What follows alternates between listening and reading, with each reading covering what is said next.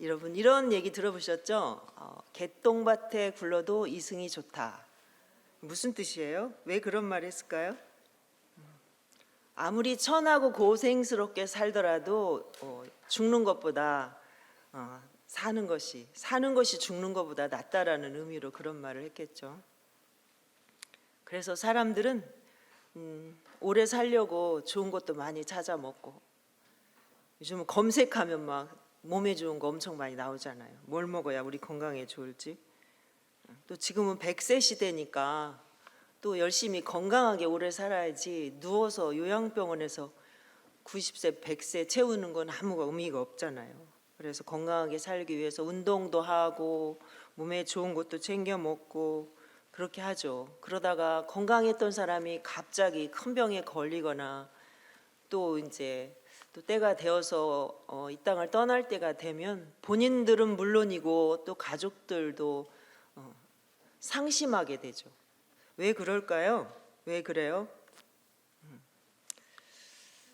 하나님이 못 고칠 사람은 없다라는 책을 지은 그 박효진 장로님의 그 이야기 중에 그런 말이 있습니다. 사형수에게 마지막으로 할 말 없느냐 이렇게 물어보면 국수 한 그릇만 시켜주십시오 이렇게 말을 한다고 해요. 그래서 국수를 시켜주면 그 국수를 한 가닥씩 그렇게 먹는다고 합니다. 왜 그럴까요? 죽는 게 너무 두려우니까. 왜 그래요? 앉아요. 예배 시간이니까. 우리 모범생들인데. 그래서 어떻게라도 해서 좀 시간을 벌려고, 죽는 시간을 좀, 내가 사형수니까 이거 국수 먹고 나면 이제 사형장으로 가야 되니까 그 시간만큼이라도 좀 죽는 시간을 늦춰보려고, 시간을 벌려고 그렇게 한다는 거죠. 죽음에 대한 두려움과 공포 때문에 그렇게 국수 먹으면서 어떻게든지 내가 조금이라도 그렇게 늦게 사형장으로 가고자 하는 그런 마음 때문에 그러겠죠. 그런 거 생각하면 사람이 죽는다는 것이 누구에게나 죽음은 두려움이구나. 사람들 모두에게 다 죽음에 대한 두려움은 있죠. 그런데 이 땅에 육신의 삶을 마치고 나면 죽음 이후에 하나님 나라가 있다는 것을 확신한다면 우리가 죽음에 대한 그러한 두려움이나 공포를 가질 필요가 없죠. 죽음은 우리에게 산 소망이 될 수 있는 것입니다. 예수님께서 어느 날 제자들을 향해서, 사실 이 말씀은 제가 오늘 말씀 낮 예배 드리다 보니까 앞에 단락에 보면 오늘 목사님께서 말씀하신 내용들이에요. 앞에는 이어서 지금 이어지는 말씀인 거죠. 마태복음 같은 병행 구절인데, 제자들에게 너희들 중에 죽기 전에 하나님 나라를 볼 자들도 있다. 예수님 이렇게 말씀하시고, 며칠 후에 8일 여기 보면 8일쯤 되어 이렇게 나오죠.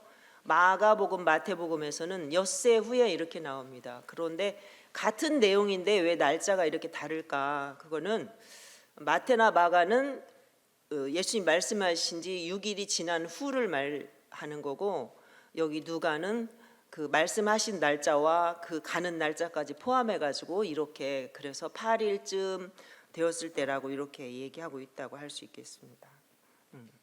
8일쯤에 후에 예수님 8일쯤 되어서 예수님이 정말 각별히 아끼고 사랑하는 세 제자 베드로, 요한, 야고보 중요한 자리에 갈 때마다 예수님이 함께 동행하셨죠. 데리고 산에 기도하러 가셨습니다.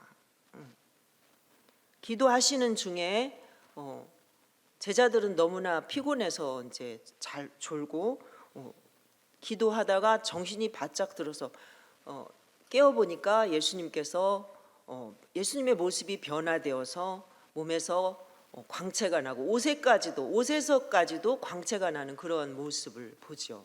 그리고 예수님께서 모세와 엘리야와 함께 대화하는 장면을 제자들이 목격을 하게 됩니다. 그런데 왜 모세와 엘리야일까요? 모세와 엘리야는 율법과 선지자의 대표잖아요. 그래서 율법과 선지자의 그 예수님이 집중되어 있다라는 거죠. 구약 성경에 예수님에 대해서 기록을 하고 있잖아요. 모세가 율법을 주고 그다음에 선지자들이 계속해서 말씀 예언하고 한 모든 것들이 다 예수님에게 집중되어 있는 것을 알 수가 있습니다.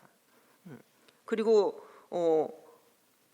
제자들이 이제 예수님하고 이야기하는 장면을 보다가 너무나 놀랐겠죠. 얼마나 놀랐겠어요. 그러니까 예수님은 평소에 가지고 있었던 그 인간의 모습, 인성의 모습이 변화되어서 이제 원래 예수님이 가지고 계셨던 그 하나님의 모습으로 예수님이 이렇게 변화된 모습을 보니까 제자들이 너무나도 놀랐을 것입니다. 그리고 지금 요한이 이때 보았던 그 예수님의 모습을 이렇게 셋이서 얘기하고 예수님의 몸에서 광채가 났을 때 그 모습을 요한계시록에서 다시 한번 기록을 하고 있죠. 요한계시록 21장에 가보면 이렇게 제가 읽어드릴게요. 이렇게 기록을 하고 있어요. 성 안에서 내가 성전을 보지 못하였으니 이는 주 하나님 곧 전능하신 이와 및 어린 양이 그 성전이심이라. 그 성은 해나 달의 비침이 쓸데없으니 이는 하나님의 영광이 비치고 어린 양이 그 등불이 되심이라. 만국이 그 빛 가운데로 다니고 땅의 왕들이 자기 영광을 가지고 그리로 들어가리라. 이렇게 기록을 하고 있습니다. 지금 요한이 이 변화산에서 보았던 그 예수님의 그 모습, 광채나는 그 예수님의 모습을 요한계시록에서도 똑같이 그 천국의 모습을 요한이 보게 된 거죠. 제자들은 이 세상에서는 감히 상상할 수 없는 그런 놀라운 광경을 목격을 한 것입니다. 예수님께서는 당신이 아끼시는 제자들에게 하나님 나라의 영광을 잠시 보여주신 것이죠. 예수님께서 하나님 나라에 대해서 제자들에게 계속 말씀을 하셨지만 대충 흘려듣고 말았던 제자들, 아니면 어쩌면 제자들이 예수님에 대해서 말씀하신 것들을 귀담아 듣지 않았던 것을 예수님은 이렇게 실제로 잠깐 보여줬다고 할 수 있겠습니다. 하나님의 나라의 맛을 한번 맛보여 준 거라고 할 수 있겠죠. 근데 제자들은 그 모습이 예수님께서 그렇게 엘리야와 모세와 얘기하고 예수님의 변화된 그 모습을 보면서 그 모습이 너무나도 황홀하고 좋았어요. 너무나 좋았던 거죠. 그래서 이 두 모세와 엘리야가 떠나려고 하니까 우리가 여기다 초막 셋을 지을 테니까 여기서 우리 같이 머물고 싶다라고 그렇게 얘기를 하죠. 가지 말고 여기서 같이 우리 살면 안 되겠느냐고 그렇게 하는 거죠. 제자들이 목격한 그 모습이 얼마나 좋았으면 그렇게 그곳에서 머물고 싶었겠습니까? 그런데 하나님께서 그때 말씀하시죠. 구름 가운데 임하셔서 이는 내 아들 내가 택한 자다. 그의 말을 들어라. 그리고 나서 보니까 아무도 없고 다 가고 예수님만 계셨죠. 그들은 자기들이 본 사건에 대해서 아무에게도 말하지 못했습니다. 아무에게도 말하지 말라는 말을 듣고, 여기까지가 오늘 우리가 읽은 성경의 내용을 제가 잠깐 다시 한번 설명을 드린 것입니다. 근데 오늘은 제가 여기를 설명드리는데 여기를 본문을 잡았는데, 제가 왜 예수님께서 이렇게 하나님 나라의 이렇게 맛을 보여줬나, 오늘 말씀의 주제를 제가 하나님 나라 맛보기라고 이렇게 정했어요. 자, 여러분, 하나님 나라가 어떤 곳일까요? 어떤 곳이라고 생각하십니까? 하나님 나라가 어떤 곳인지 알아야 그곳에 소망을 두고 살지 않겠어요? 하나님 나라 맛을 아십니까? 하나님 나라는 어떤 맛일까요? 잘 모르겠습니까? 네. 자, 예수님께서 사랑하시는 제자들에게 이렇게 하나님 나라의 맛을 보게 하신 것에는 몇 가지 의미가 있다고 할 수 있습니다. 오늘 그 의미를 오늘 낮에 우리 목사님께서 말씀하신 그 본문과 같은 병행 구절인 앞에 18장 한번 볼까? 18장으로 한번 넘어가 보겠습니다. 그곳에 찾을 수가 있는데, 자, 왜 예수님은 이렇게 제자들에게 하나님 나라의 맛을 이렇게 보여주셨을까? 잠깐이지만 18절부터 한번 보면 그 첫 번째가 뭘까요? 21절까지인데 예수님이 바로 하나님께서 보내신 그리스도라는 것을 알게 하시기 위해서 그렇습니다. 다시 한번 읽어보겠습니다. 18절 예수께서 따로 기도하실 때에 제자들이 주와 함께 있더니 물어 이르시되 무리가 나를 누구라 하느냐 대답하여 이르되 세례 요한이라 하고 더러는 엘리야라 더러는 옛 선지자 중에 한 사람이 살아났다 하나이다. 예수께서 이르시되 너희는 나를 누구라 하느냐 베드로가 대답하여 이르되 하나님의 그리스도시니이다 하니 경고하사 이 말을 아무에게도 이르지 말라 명하시고 예수님께서 제자들에게 내가 누구냐 이렇게 물으셨죠. 너희는 나를 누구라고 생각하느냐. 그런데 베드로가 주는 그리스도시고 살아계신 하나님의 아들이십니다 라고 아주 예수님을 정확하게 예수님이 누구신가에 대해서 그렇게 대답을 하게 되죠. 그리고 예수님은 이 말을 아무에게도 아직은 말하지 말라 하셨습니다. 예수님이 지금 이 말씀을 하실 당시에는 처음으로 예수님이 마태복음의 오전에 우리 들은 말씀에 의하면 예수님이 십자가에 죽으시고 다시 살아나실 것에 대해서 처음으로 제자들에게 말씀을 하신 거죠. 그리고 나서 제자들에게 이렇게 너희는 나를 누구라고 하느냐 이렇게 물으신 거예요. 예수님이 제자들은 예수님이 누구인가를 확실히 알기를 원하신 거죠.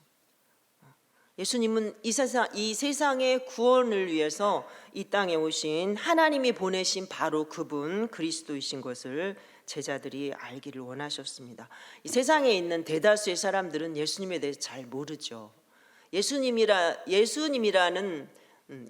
대해서 예수님이라는 사람은 알지만 이름은 알아도 예수님이 어떤 분인가, 예수님이 누구인가 하는 것에 대해서는 제대로 알지를 못합니다. 하나님께서는 바로 예수님이 구원자로 이 땅에 오신 바로 그분, 하나님이 보내신 바로 그분 그리스도이기를 알기를 제자들이 알기를 원하셨던 거죠. 자, 두 번째 예수님이 이렇게 제자들에게 하나님 나라를 이렇게 맛볼 수 있게 해준 두 번째는 22절 한번 볼까요? 두 번째 어떤 의미가 있는지 같이 읽겠습니다. 이르시되 인자가 많은 고난을 받고 장로들과 대제사장들과 서기관들에게 버린 바 되어 죽임을 당하고 제3일에 살아나야 하리라 하시고 예수님께서 십자가에 죽으시는 것이 우연한 사건이 아니라 우연히 일어나는 일.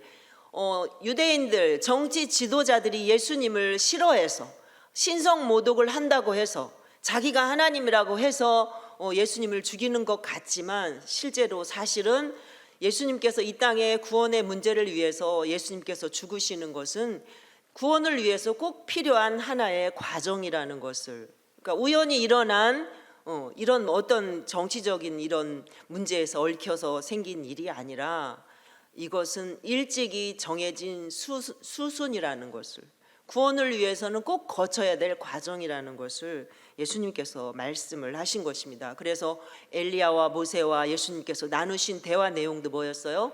예수님께서 예루살렘에서 죽으실 것에 대한 이야기를 나누었던 거죠. 자, 예수님께서 제자들에게 이런 말씀을 하신 때는 예수님이 많은 병자들을 고치고 물고기 2마리 보리떡 5개로 엄청나게 많은 사람들을 먹이셨고 또 많은 복음을 전하고 여러 가지 기적들을 예수님께서 행하실 그런 때입니다. 그런데 얼마 안 있으면 예수님께서 십자가에서 그냥 힘없이 죽으실 거잖아요.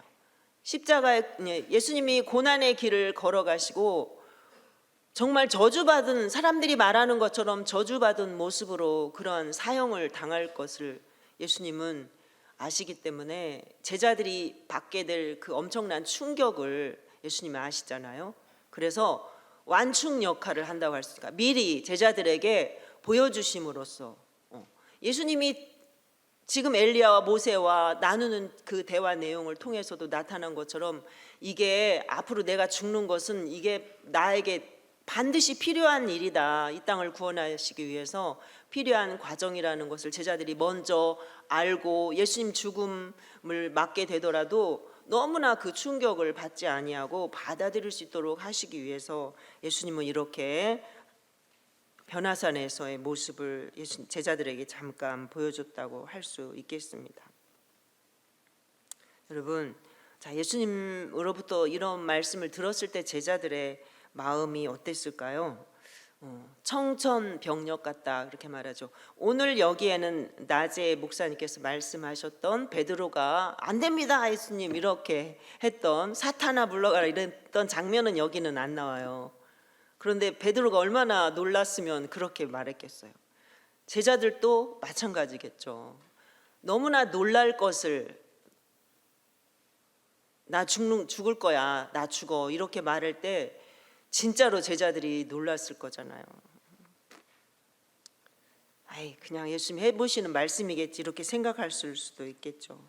자, 그런데 모든 권세를 가지고 기적을 행하시던 예수님이 이렇게 힘없이 십자가에 지게 될 때 제자들이 겪게 될 그 당혹함과 그 충격을 미리 예수님께서 말씀해 주심으로 제자들이 낙심하지 말고 좌절하지 말고 너무 놀라지 말고 이렇게 이거는 겪어야 되는 과정이라는 것을 우리가 알고 겪으면 알고 당하면 또 지나기가 쉬워지잖아요. 그래서 예수님께서 이렇게 잠깐 보여주신 거 아닌가 이렇게 또 생각을 하게 됩니다. 자, 세 번째는요. 예수님께서 이렇게 하나님 나라를 잠깐 맛보게 하신 의미 세 번째는 자, 누구든지 예수님을 따르려면 자기 십자가를 지고 날마다 예수님을 따르도록 날마다 자기 십자가를 지고 예수님을 따르도록 하기 위해서 예수님 그렇게 하셨다라고 할 수 있겠습니다. 자, 23절부터 27절 우리 다시 한번 읽어보겠습니다. 또 무리에게 이르시되 아무든지 나를 따라오려거든 자기를 부인하고 날마다 제 십자가를 지고 나를 따를 것이니라. 누구든지 제 목숨을 구원하고자 하면 잃을 것이요 누구든지 나를 위하여 제 목숨을 잃으면 구원하리라. 사람이 만일 온 천하를 얻고도 자기를 잃든지 빼앗기든지 하면 무엇이 유익하리요? 누구든지 나와 내 말을 부끄러워하면 인자도 자기와 아버지와 거룩한 천사들의 영광으로 올 때에 그 사람을 부끄러워하리라. 내가 참으로 너희에게 이르노니 여기 서 있는 사람 중에 죽기 전에 하나님의 나라를 볼 자들도 있느니라. 아멘. 약간 마태복음 말씀과 약간 다르기는 합니다. 예수님이 누구든지 나를 따라오려면 날마다 자기 십자가를 지고 나를 따라와야 한다라고 그렇게 예수님 말씀을 하십니다. 예수님이 자기 생명을 아끼지 않고 이 땅의 모든 죄인들을 위해서 그렇게 주셨기 때문에 주실 것이기 때문에 예수님의 제자들도 그 예수님이 가는 길을 따라가지 않으면 예수님의 제자가 될 수 없다라고 말씀을 하십니다. 예수님을 따라가기 위해서는 나를 내려놓지 않으면 낮에도 많이 들었던 말씀이죠. 나를 내려놓지 못해서 따라갈 수가 없다. 나를 내려놔야 된다라고 말씀을 하시는 것입니다. 그리고 누구든지 나를 부끄러워하면 나도 나와 아버지와 천사들 그 아버지의 영광으로 올 때에 이건 물론 이 땅의 마지막 재림 때를 말씀하는 것인데 올 때에 나도 그 사람을 부끄러워하리라 이렇게 예수님께서 말씀을 하십니다. 자, 우리가 제자 훈련을 하다 보면 이런 이야기를 하는 분들이 있어요. 편안히 신앙생활을 하고 싶은데 제자가 된다는 것이 참 부담스럽다. 어때요? 우리 제자 훈련 하시는 분들 계시죠? 나 그냥 편안히 신앙생활 좀 하고 싶은데 아무 간섭도 안 받고 그냥 편안히 좀 신앙생활 하게 놔두면 안 돼? 왜 우리 교회는 꼭 이렇게 제자 훈련 막 이런 거 하라고 그래가지고 이렇게 사람을 부담스럽게 하는 거야. 웃으시는 분도 계시네요. 제가 이렇게 보니까 제가 앞에서 보니까 근데 우리가 앞으로 어디를 갈 사람들이에요? 하나님 나라에 갈 사람들이잖아요. 근데 하나님 나라 그냥 거저가려고 해요. 예수님 우리를 위해서 생명을 내주셨는데, 생명을 내주신 그 예수님 때문에 우리가 하나님 나라 가는데, 그 하나님 나라 가는 것은 좋고 예수님처럼 사는 것은 좀 부담스럽다. 적당히 신앙생활 하고 싶다, 그거잖아요. 예수님을 부끄러워하지 말라고 말씀하세요. 그 상담가이신 정택이 그 목사님이 계세요. 정택이 목사님, 오래전에 들은 이야기인데, 그 어머니가 학교로 아들을 찾아가셨대요. 그런데 아들이, 어머니가 갑자기 학교를 찾아오니까 엄마는 이제 너무 아들 그 학교 생활하는 모습을 보고 싶어서 가셨는데, 아들은 엄마가 너무 초라하고 그 엄마가 촌부니까 엄마의 그 초췌하고 초라하고 그런 모습이 너무나 부끄러워서 친구들 앞에 우리 엄마라고 이야기를 못한 거예요. 어머니를 어머니라고 말하지 못한 거죠. 그러니까 그 아들의 모습을 보는 엄마도 아들 체면을 생각해서 아들이라고, 이게 우리 아들이라고, 아들을 아들이라고 부르지 못했다라고 하잖아요. 여러분, 예수 믿는 게 부끄럽습니까? 예수님이 부끄럽습니까? 예수님이 부끄러워한다는 거, 예수님을 왜 자랑하지 않느냐? 자랑하지 않기 때문에 부끄럽게 생각한다고 예수님 말씀하시고, 너희가 나를 부끄러우냐? 그래서 이렇게 나를 자랑하지 못하느냐라고. 어떤 분은 교회 오면서 성경책을 예전에 신문지다 싸가지고 오시는 분도 계셨어요. 왜 이렇게 하고 오세요? 그러면 누가 보면 창피해가지고.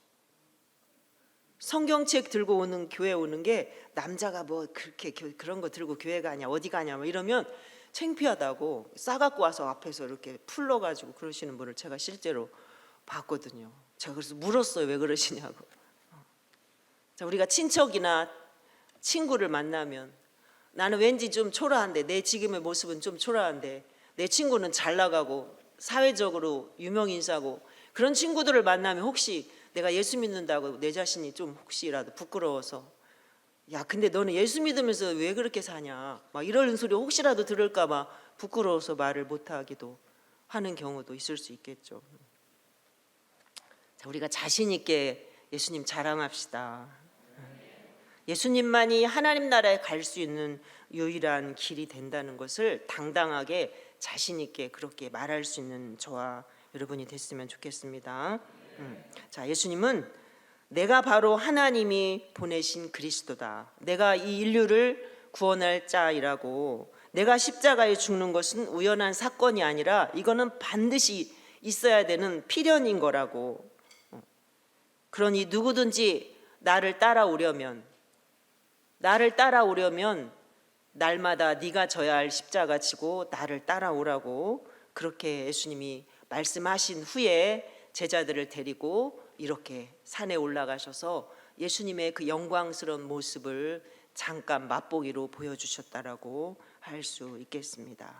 예수님이 내가 정말로 말하는데, 여기 17절에 보면 내가 참으로 내가 정말로 너희들에게 말하는데, 여기 섰는 사람 중 몇 사람은 죽기 전에 하나님의 나라를 볼 것이다, 이렇게 말씀하시고 8일쯤에 예수님께서 그 세 제자를 데리고 산에 올라가셔서 그 놀라운 광경을 보게 하신 것이죠. 지금까지 예수님께서 말씀하신 모든 것이 다 사실이고 반드시 그렇게 되어질 것이라는 것을 사랑하시는 세 제자에게 그렇게 증거해서 보여주셨다고 할 수 있습니다. 제자들이 예수님께서 승천하신 후에 생명을 다해서 복음을 전하고, 또 어떤 일은 복음을 전하다가 순교를 하기도 하고 할 수 있었던 큰 힘이 오늘 그들이 보았던 이 하나님 나라의 그 영광스러운 모습을 맛본 것에서 시작된 것은 아닐까, 저는 말씀을 준비하면서 그렇게 잠깐 생각을 하게 되었습니다. 예수님은 앞으로 세계 복음화를 위해서, 세계 복음화를 이끌어 나갈 제자들이 확신을 가지기를 예수님께서 원하셨습니다. 그래서 당신이 정말 아끼고 사랑하는 제자들에게 하나님 나라의 그 맛을 잠깐 보게 하신 거죠. 그러나 그들이 본 것은 일부분일 따름이죠. 여러분, 맛보는 것이 중요합니까? 그 맛을 직접 먹는 것이 중요합니까? 맛만 보면 뭐해요? 실제로 먹어야지. 가장 확실한 것이 뭔가요? 가장 확실한 거. 자, 예수님께서 제자들에게 하셨던 모든 말씀은 모두가 사실이라는 것이 중요합니다. 그리고 하나님께서 성경을 통해서 말씀하신 모든 말씀은 분명히 이루어졌고 앞으로도 이루어질 것입니다. 우리가 가게 될 하나님 나라가 과연 어떤지 그 맛은 우리에게 주신 이 하나님 말씀 속에 다 들어 있습니다. 뭔가 영광스러운 광채를 보지 않아도, 세미한 음성 내 귀에 안 들려도 우리에게 약속하신 하나님의 그 나라는 하나님께서 우리에게 주신 이 말씀 속에 다 들어있기 때문에 내가 믿고 따라가기만 하면 우리는 언젠가 그 나라에 다 이르게 될 것입니다. 오늘 구여전도 헌신 예배인데요, 우리 회원들 중에 혹시라도 편한 신앙생활 하고 싶은데, 그냥 편안히 신앙생활 하고 싶은데 제자로 산다는 것이 진짜 좀 부담스럽다, 이렇게 생각하시는 분 혹시 계신가요? 아무도 안 계신 것 같아요. 우리 구여전도는 진짜 제일 젊은 여성들인데 정말 믿음이, 우리가 자랑할 만한 그런 믿음들을 다 소유하고 계시기 때문에 안 그러실 거라고 생각을 합니다. 제가 앞에서 물었던 질문 다시 한번 드리면서 말씀을 마치려고 합니다. 여러분, 하나님 나라의 맛을 아십니까? 하나님 나라의 맛을 아십니까? 네. 기도하겠습니다.